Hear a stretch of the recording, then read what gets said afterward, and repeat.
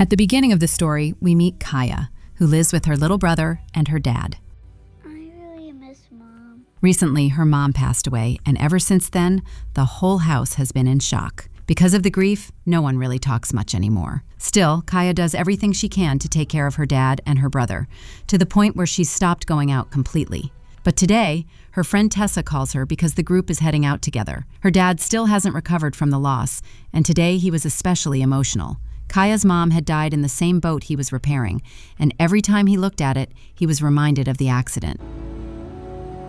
Anyway, Kaya gets into her Jeep, drives off, and meets Tessa, who was waiting for her. The whole group gathers to spend some time at the beach, but then Tessa says, "One of my friends is here too. He's coming with us." Kaya doesn't look thrilled because she doesn't like being around too many people, but Tessa adds, "Relax, my friend's brother is coming too. He's a friend of mine, and who knows, you might like him." They all meet, and we learn the two brothers make vlogs. Tessa's friend tells them the plan for the day, a trip to an island. Kaya instantly refuses because she knows it'll take too long, and she needs to be home before evening. But Tessa's other friend insists, "We'll be back before sunset. The island isn't far. We were literally there 2 or 3 days ago." Now Tessa starts convincing Kaya too. "I know you've got responsibilities at home. I promise we won't be late. We'll head back early." Finally, Kaya agrees, and the four of them leave together.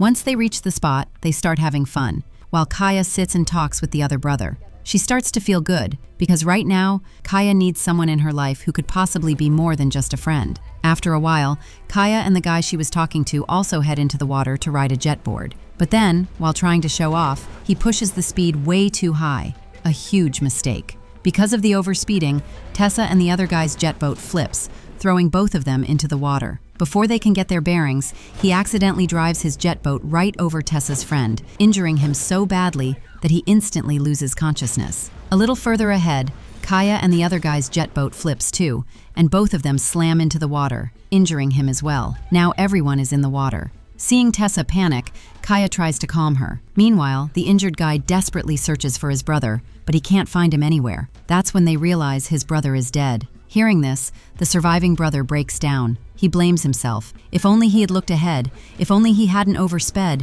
maybe his brother would still be alive. But now he's so injured that he can barely move. Kaya begins to panic too, realizing the fuel from both jet boats has spilled into the water. That means the only thing they can do now is float and hope someone finds them. Suddenly, they notice something coming toward them, and it's not a ship or a person. A shark is swimming straight at them. Kaya knows staying in open water for too long is incredibly dangerous, so she tells everyone to stay close to the overturned jet boat. Then, almost like a miracle, they spot a boat far away.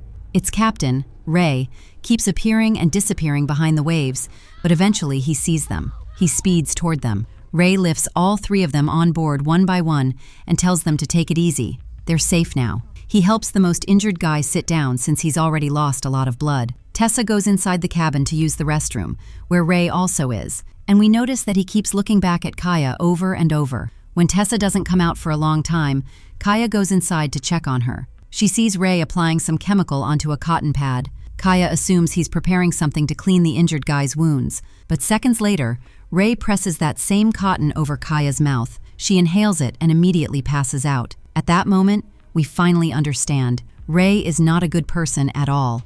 As soon as Kaya blacks out, Ray drags her to a container at the back of the ship and locks it from above. But he leaves Tessa's injured friend outside, maybe because he didn't like men. About 2 hours later, Kaya wakes up and panics, realizing she's trapped in a strange, terrifying place. Soon after, Tessa also regains consciousness, just as scared as Kaya. They see the word "help" scratched onto a piece of wood, clearly left by someone who had been trapped here before. The entire place feels like a sealed chamber, with only one way out, the door above them, which is locked. They notice a dirty mattress, with dried blood and strands of hair all over it. It's obvious now. Other girls had been imprisoned here long before they arrived. Horrified, they try to understand why Ray brought them here. They regret ever going to that island, but now there's no point regretting anything. What happened, happened. They need to escape before things get even worse. The next morning, Ray opens the top door and throws down live, rotten fish as food. Kaya begs, "Please let me go. My little brother is home alone. He needs me."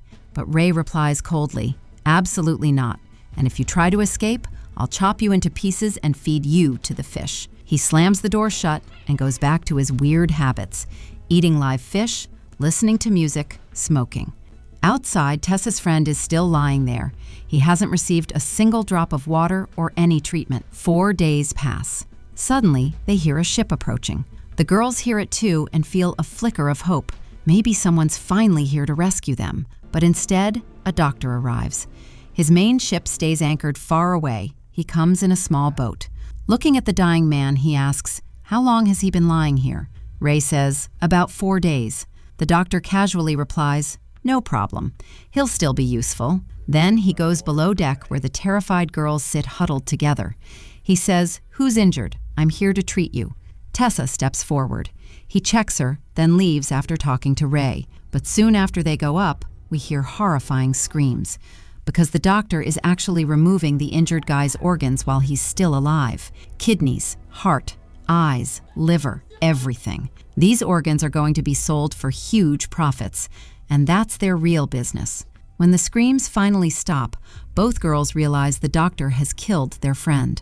They also clearly understand now that the doctor who showed up isn't a good person at all. Just like Ray, he's insane and dangerous, and the two of them are working together. Then we hear the doctor and Ray talking. The doctor says, "The second girl is injured, so we'll finish her off right here. And the one who's healthy, I'll take her with me. I have a wealthy client whose son needs a fresh. We'll make a lot of money." Hearing this, Ray agrees, because this is exactly what he's been doing for years, rescuing people stranded at sea, then selling their organs for profit. After a while, Ray takes the doctor downstairs, and this time he starts dragging Tessa upstairs. Kaya tries her best to stop them, but Ray hits her hard, knocking her out. Then both of them take Tessa upstairs. Hours later, when Kaya wakes up, she hears Tessa's agonizing screams, meaning Tessa is still alive. They hadn't removed her organs yet, so Kaya has to act fast. That's when she notices a ventilation fan installed inside the container. It used to run during the day, but is off now. If she pushes it outward, she might be able to create an opening and escape. She uses all her strength and finally manages to push the fan out, creating a gap.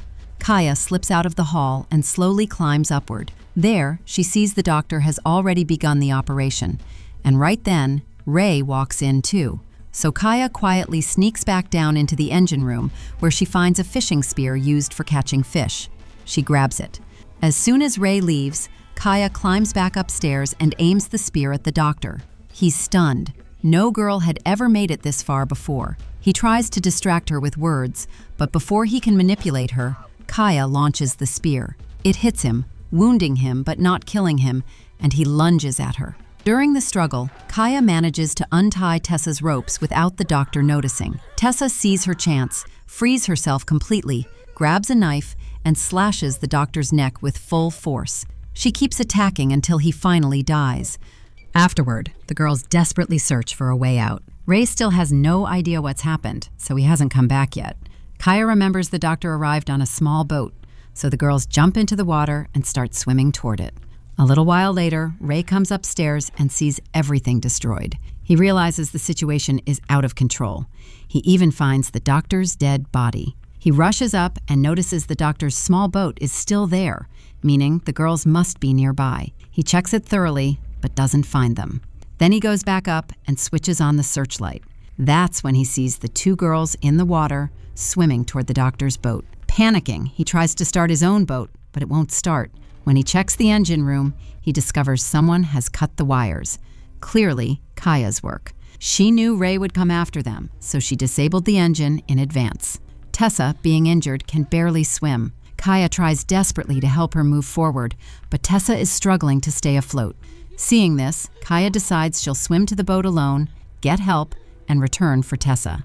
She pushes ahead and eventually reaches the boat, but without the keys, she can't start it. Inside, she finds a radio and manages to contact the Coast Guard.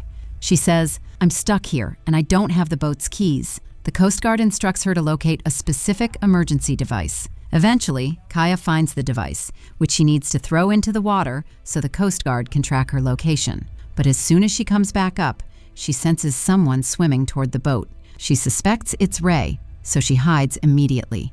Moments later, Ray climbs aboard, confirming her fear. Kaya slips down toward the gym area and the doctor's bedroom, where she sees photos of his family. She wonders how a man with 2 daughters of his own could become so blinded by greed that he destroys other people's lives without a shred of mercy.